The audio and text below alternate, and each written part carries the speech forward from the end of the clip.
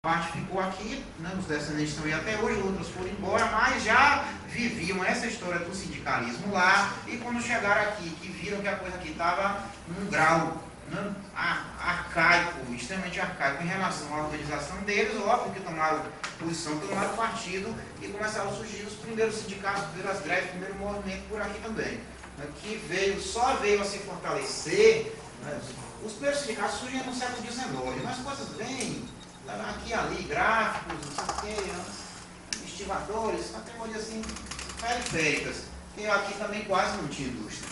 Né? Todo mundo sabia, o grande industrial do Brasil no século XIX foi o Barão de Mauá, que depois veio a falir, né? Então a indústria no Brasil mesmo do século XX. Então aí sim começam a surgir as primeiras greves, já greves maiores do século XX, luta por direitos trabalhistas, né? No século XX, a primeira articulação sindical nacional, comando, se não me engano era COB, Comando Operário Brasileiro, uma coisa desse tipo, os primeiros sindicatos, a interferência do poder econômico nos sindicatos, os chamados sindicatos amarelos, e depois vem a Revolução de 30. De fato, o Brasil foi república em 89, mas uma república, todos vocês são professores, né? Mais ou menos, né? Extremamente conservadora. Então nós só começamos a nos modernizar do ponto de vista político a partir da Revolução de 30. Inclusive, 32 é quando as mulheres adquirem o direito de voto no Brasil. Mesmo assim, não era para todas as mulheres, não. Tinha restrições. O poder de voto para todas as mulheres, mesmo só a partir da Constituição de 45. Mas, de qualquer maneira, já começou a ter mulheres eleitas e a participação feminina na política em 32. Então, de lá, a partir de lá que vem, né, uma modernização nossa. E em 43, Getúlio Vargas cria a CLT, Consolidação das Leis do Trabalho. Já existiam leis do trabalho antes, mas que ele consolida em um corpo só. Através do trabalho aí do... o que é Collor, esqueci, Afonso, né? Collor, não pode dizer, da família Collor, que foi quem organizou o trabalho. Que tem coisas, para toda lei é fruto do momento político. Então, na CLT tem coisas assim, atrasadas ou que precisam ser substituída, modernizada, tem. Mas o corpo geral da CLT ainda nos é benéfico.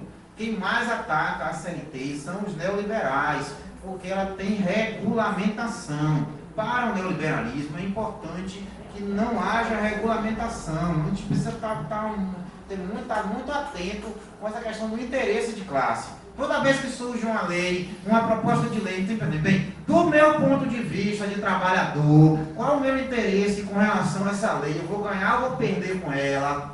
Essa é a essência do pensamento classista, entendeu? Então, quando está falando de modernizar a CLT, é para as propostas de Pastore, entendeu? E de outras figuras, aí, principalmente da USP, que trabalham sempre no sentido da desregulamentação. Desregulamentação. Para quê?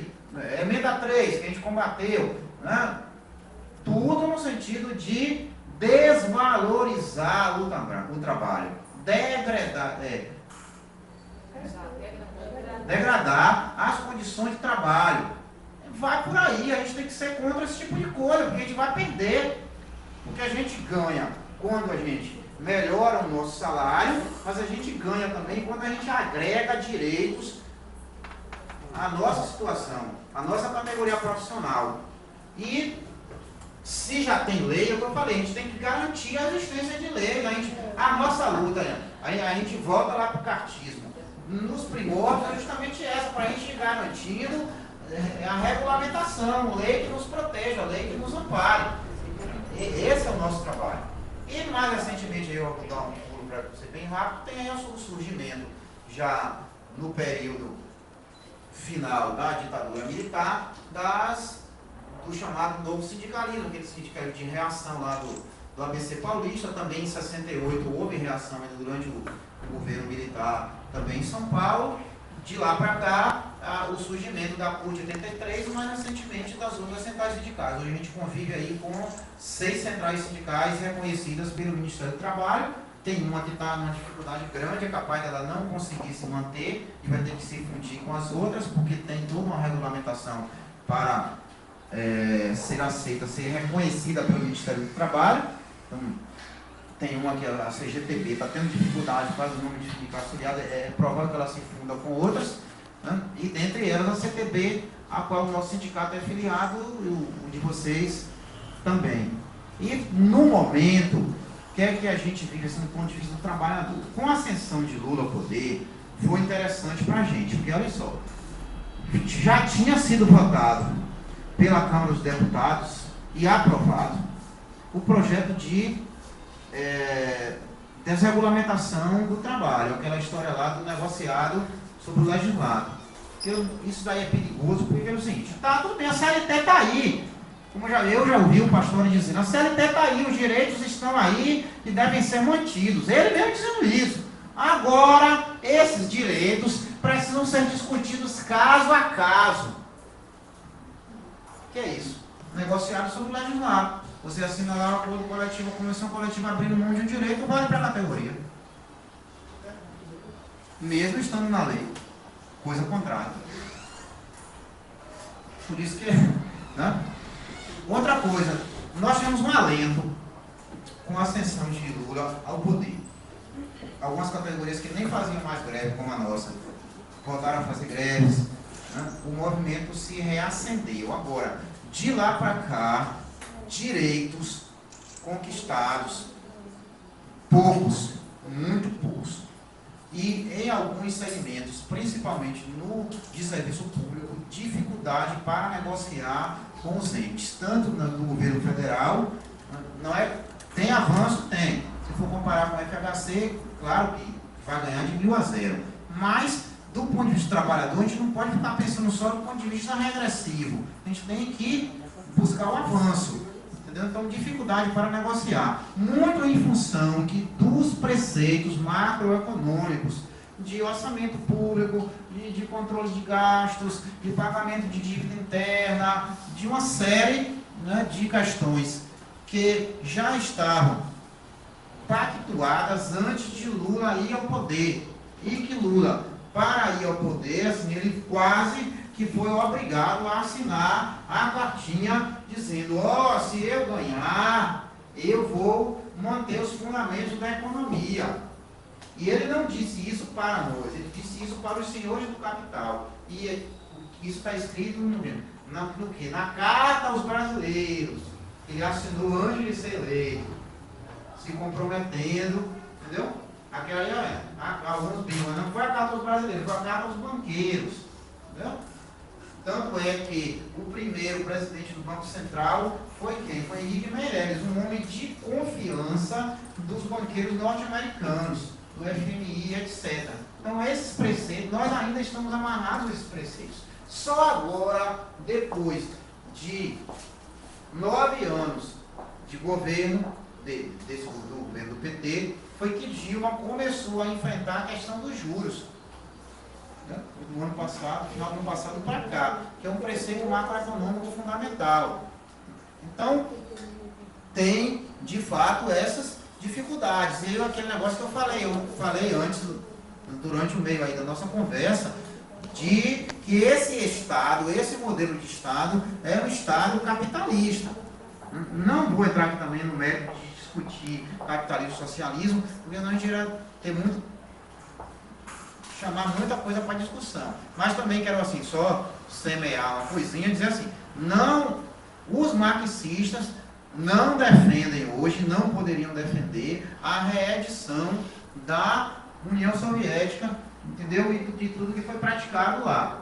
Tem coisas muito importantes e boas para o trabalhador que vieram da Revolução Soviética, da Revolução Russa, tem, mas durante todo o período, se a gente for somar os prós e os contras, tiveram muitos contras, que foram esses contras que acabaram colaborando para a destruição do próprio sistema. A União Soviética não caiu atacada pelos Estados Unidos ou por outro país, como alguns achavam que poderia acontecer. Não, ela implodiu. Então, se ela implodiu, é em função de que problemas intrínsecos levaram a isso, que precisam ser corrigidos. Agora, também a gente cair, a gente está falando nós trabalhadores, na cantilena do liberalismo, do neoliberalismo, ou do reformismo, de que porque aquela experiência deu errado, a gente não deve pensar em socialismo, a gente não deve pensar na supressão do capital, é loucura, é burrice, porque a partir do momento que a gente passa a pensar desse ponto de vista, a gente abre mão do nosso espírito, do espírito revolucionário. Aí a gente cai aonde? A gente cai no oportunismo político, a gente cai no economicismo, que é o que importa é uma leizinha a mais, o que importa é um reajuste salarial a mais, o que importa é um regime melhor, entendeu? E a gente nunca pensa na concepção, nunca pensa grande, a gente fica só pensando pequeno e deixa para os burgueses pensarem grande. A gente pensa em ter R$1 a mais, um financiamento para uma casa, um financiamento para o carro, sei lá, um regime que diminua a nossa hora de trabalho 1 hora por semana, 2 por semana, e os caras pensam em administrar o Estado, pensam em administrar tudo. Esse é o perigo. E o pragmatismo político também é extremamente perigoso. E, na meu ver, já está acontecendo aqui bastante. Se a gente vê, né, as posturas, né, de posições de quem é ou se diz de esquerda há um tempo atrás, e hoje já vê que a coisa mudou muito. Mas mudou para quê? Para o lado mais do centro ou da direita, não para o lado de cá. Entendeu? Então ficando mais conservador. Aí vem a época da eleição. Né, já estou concluindo. Qual a nossa posição? A gente tem que começar a discutir política, porque vem aí a eleição agora de governador e de presidente. Aí a gente, na época de presidente, mesmo com os erros praticados dentro desse governo de mensalão, agora mais um escândalo aí, e etc., a gente vai dar ousadia e vai entrar na discussão meramente moralista, e vamos dar ousadia de votar PSDB, DEM e PPS, entendeu? É por isso que a gente precisa estar sempre discutindo a política, politizando o movimento. A gente vai dar ousadia daqui no estado da Bahia, voltar o DEM ao governo do estado, que vocês professores, né, conhecem muito bem de longos, né, e outros carnavais. Então, são deputado federal e estadual. Vocês viram aí a questão, eu ia falar sobre isso, que o tempo é curto, eu penso que é muito, não dá para nada. Sobre o negócio da votação agora dos royalties do pré-sal. A proposta do governo Dilma era extremamente avançada. Os royalties do pré-sal para a educação. Isso, 100% dos royalties do pré-sal para a educação, que era a proposta que foi elaborada inicialmente pela União Nacional dos Estudantes e que havia concordância do governo. Foi para votação. Nada de royalties do pré-sal para a educação. Nada. Quem conduziu a discussão, Onyx, dentro do Rio Grande do Sul, foi tudo de acordo com a proposta dele. E tirou a questão do royalties do pré-sal da educação. Assim, já existe legislação determinando como utilizar os recursos para a educação. Para que ter outra? Entende? É nessa hora que a gente sabe quem é quem, poxa, do ponto de vista político. Então, deputado federal e senador é muito importante para a gente, porque é quem elabora a lei. Hoje nós temos 513 deputados federais, dos quais que a gente só pode contar com 160. Os outros são patronais. E na hora de deputado federal tem um bocado de gente nossa que vota por causa do parente, o amigo, o favor, ou uma coisa qualquer, no cara da direita ou do centro, do PMDB, não sei o quê. Mesmo dentro de partidos à esquerda, já começa a ficar meio perigoso, porque dentro do PT começa a migrar pessoas que são empresários, entendeu? Dentro do PCdoB começa a migrar também pessoas também que não são trabalhadoras, não vivem de vender a sua força de trabalho. Essa questão ideológica pesa, mesmo o cara estando dentro de um partido que tem uma ideologia determinada, mas a questão da vivência dele, do seu interesse de classe, pesa acima de tudo. Então a gente tem que arrumar a definição porque está com a gente, rapaz, tem a nossa confiança. Entendeu? Então, e outra coisa que vem imperando, vou falar aqui de pragmatismo político. Até bem pouco tempo, quando eu ainda era um garoto, boca de urna era uma coisa da esquerda, de estudantes principalmente, que a gente ficava lá na última hora, meia dúzia, entendeu? Pedindo às pessoas que não tinham candidatos para votar no nosso candidato. Era uma coisa assim, relativamente inocente, ingênua, e que lógico que não explodia para uma cidade inteira, digamos assim. A direita percebeu a força da boca de urna, foi lá e transformou a boca de urna num aparelho.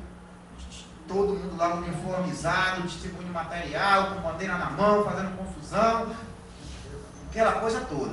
Depois, a boca de urna ficou meio desmoralizada. Ela hoje está caminhando para a desmoralização total e completa. Mas só surge uma coisa que vem substituir a boca de urna bem pior do que ela, que é a compra de votos.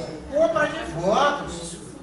Principalmente para os candidatos a vereador e deputado, que é um número maior. Compra de votos. Itabuna foi cotado de 50 a 150. Entendeu? Eu acho que é no Nordeste todo, se não no Brasil todo. Voto de vereador, voto comprado. E é um tráfico, assim, que eu digo nojento, abominável mesmo. Porque assim, eu compro voto, aí vou lá, mas eu preciso comprar quantos votos? 1000 votos. Eu tenho que comprar 5.000, porque a cada 5, 4 serão infiéis. E o sujeito lá que se propõe a vender, ele não vende só para mim, ele vende para 3, 4, 5, 6 e escolhe um daqueles para votar, ou às vezes não vota para nenhum daqueles, vai lá só pegar o dinheiro. Então, é pragmatismo. E o que é o pragmatismo?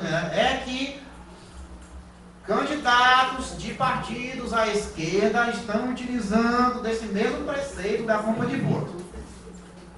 Então, assim, a partir do momento que a gente não tem consciência, que a gente não tem ideologia, a gente cai no pragmatismo. Do pragmatismo para o oportunismo. Do oportunismo para ser exatamente igual a todos, na vala comum. Então a gente precisa ter a nossa moral, entendeu? A moral do trabalhador, a moral, entendeu, classista, entendeu? A moral socialista. Esse tipo de coisa aqui eu não faço.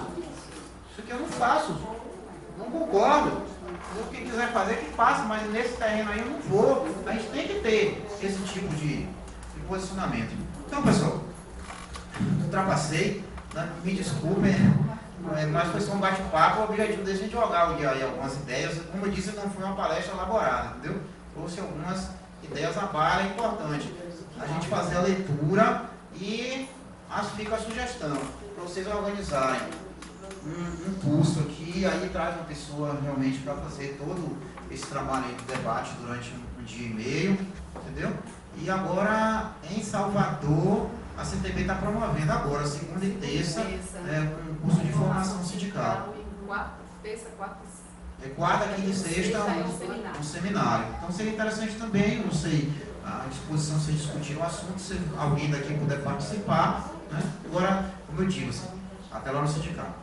Vai participar, vai, mas no compromisso de trazer para discutir com o grupo, entendeu? Porque tem alguns assim, participou, e aí, como é que foi? Excelente, muito bom. Sim, mas como é que foi? Mas foi proveitoso. Sim, mas como é que foi?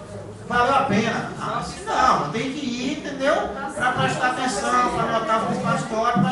Foi no dia e meio, 2, foi. Reduz para uma palestra de 40 minutos, 1 hora, mas traz alguma coisa, para e passar, inclusive, isso é educativo para a gente. Assim. Eu estou indo lá delegado pelo grupo, a serviço do grupo, e quando eu voltar, como eu fui a serviço do grupo, eu tenho que prestar contas ao grupo. Acho que isso aí ajuda a nos educar. Obrigado, pessoal.